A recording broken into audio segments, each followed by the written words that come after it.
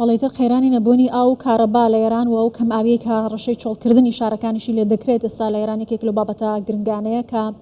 نیگەرانی شارەزایان و پسپۆڕانی کەشوها هاوکات خەڵکەکەی لێکەوتۆتەوە بۆ پێیکە نەبوونی ئاو کارەبا کە پێداویستێکی سەرەکی ژیانی هاوڵاتیانە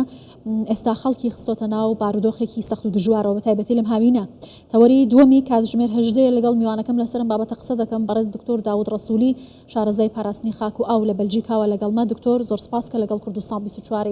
پێت وایە هۆکاری گۆڕانی کەشوهەوا هۆکاری سەرەکیە بۆ کەمبوونەوەی ئاو لە ئێران و قەیرانی کە سەری هەڵداوە یاوەکو بەرپرسان دەڵێن خراپ ئیدارەدانی قەیرانەکانە؟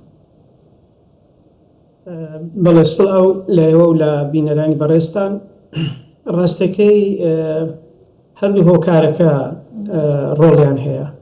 هەم ئەوەی کە بڵێن گۆڕانی کەشوهەوا دیارە دیاردێکی بەرفراوانە ناوچەی ڕۆژهەڵاتی ناوەڕاست و ئێرانیشی بە توندی خستۆتە ژێر کاریگەری خۆی. ئەو گۆڕانی کەشوهەوا دیارە کە باس دەکرێت هەمومان شارەزای زۆر باس کراوە. دیارترین نیشانەکانی کەمبوونەوەی دابارینی ساڵانە و لەگەڵەوەشدا بەرزبوونەوەی پلەی گەرمی. ئەوانە هۆکارن کە بڵێن وشکە ساڵی لێ بکەوێتەوە. وشکە ساڵەکانیش ساڵانی ڕابردوو بۆ ماوەیەکی بڵێن ماوەیەکی دوور و درێژتر دووبارە بوونەوەی تێدا دەبیندرا، بەڵام لەم ساڵانی دوایی دەبینین کە وشکە ساڵەکانیش یەک بە دوای یەکەوە بە ماوەی کورتتر دووبارە دەبنەوە کە ئەوش قەیرانەکە دیارە بەرفراوانتر دەکات. باشە لە تەنیشت ئەمەش وەک بڵێن راپۆرتەکەی وەش ئاماژەی پێکرد بوو کە بەرپرسانی ئێران ئێستا خۆیان دانیان بەوە ناوە هەڵە بەڕێوەبردننی سەرچاوەکانی ئاو بەڕاستی ئەوەش زۆر کاریگەرە کە ئەگەر دەرفەت هەبێت باسی زیاتری.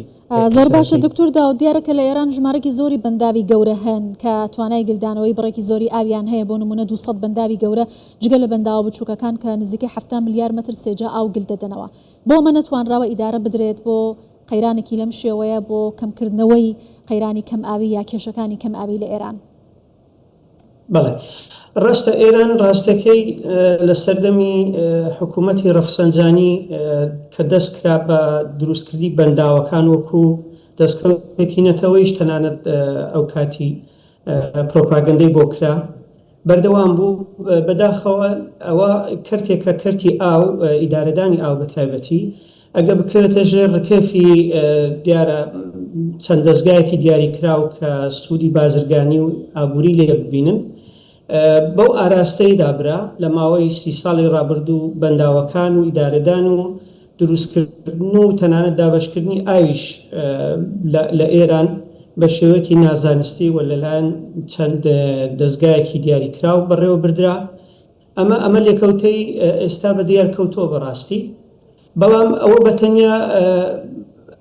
ئەو هۆکارێک کە بڵین ئێمە تەنیا بتوانین بەنداوی زۆر لێ بدەین ئاو کۆکەینەوە ئاو گل بدەینەوە دیارکەوت کە تەواو نییە، چۆن ئەو ئاوەی کە گل دراوەتەوە تۆ بە چمە بەستێ بەکاری دێنی. ئەو کەرتانێک کە پێویستیان بە ئاوە دیارە دانیشتوان بە دەرەجەیە کە بۆ خواردنەوە بۆ پێداویستی ڕۆژانەیان دەبێ خەمڵانی ئەوە کرابە. لە تەنیشتی ئەوە کەرتی کشت و کاڵ زیاترین بڕائاوی لە ئێران بۆ تەرخان کراوە کە هەڵەیەکی کوشەندە بۆ لە ڕابردوودا لە استراتیژی ئیدارەدانی وڵاتی ئێران ئەوە هەڵەیەک بوو کە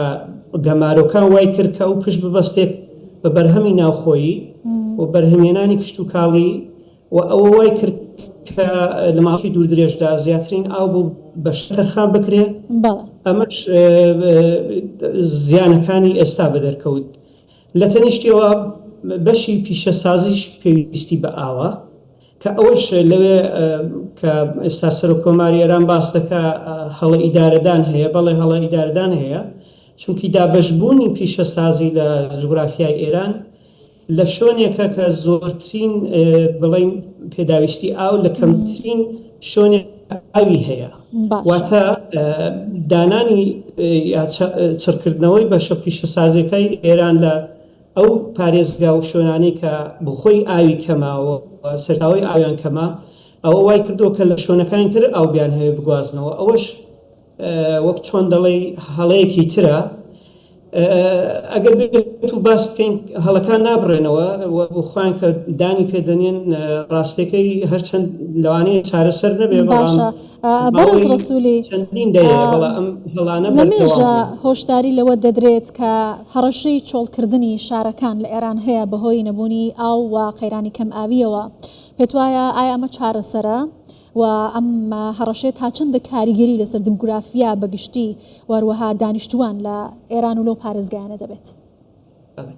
خۆی لە چارەسەری زیاتر دەتوانین بڵین ناچاری دەبێت تۆ شوێنێک ئاوت لێ نەبێ یا بڵین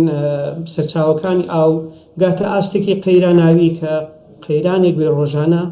خەڵک نەتوانین ژیانی ڕۆژانەی خۆیان بەدەوام بکەم بە ناچاری کۆچ دەکەن ئەم کۆچە ئێستا لە ئەدەبیاتی ژینگەی ئەکۆلۆژیدا زۆر بەربڵاوە تەنانەت لە عێراقیش ئەو دیاربەیە هەیە ئەو شوێنانی کە تووشی قەیرانی ئاو دەبن خەڵکەکە بە ناچاری دەبێت کۆچ بکەن چۆلکردنی شارەکان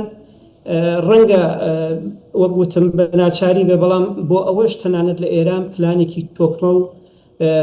و بڵین زانستی کە کرابێ بۆ نمونە باس دەکرێت تاران کە ڕێژەیەکی دانیشتوانی زۆر بەرفراوانی هەیە بتوان پایتەختەکە بگوازنەوە ئەو بابەتەش لە ئێران ئێستا ڕۆژە بەڵام وەک گوتم لە سەرجەم ئەو گفتوگویانەدا ئەو شتێک کە دیار نییە باسی ناکرێت ژینەوەکی زانستیە و ڕەنگە هەڵەیەکی بکەن هەڵەی بەرفراوانتر لەو هەڵانی کە پێشتر کراوە لەو بوارەدا بەڵێ زۆر سپاس دەکەم بەڕێز دکتۆر داود ڕەسوولی شارەزای پاراستنی خاک و ئاو لە بەلجیکاوە لەگەڵ کوردستان 24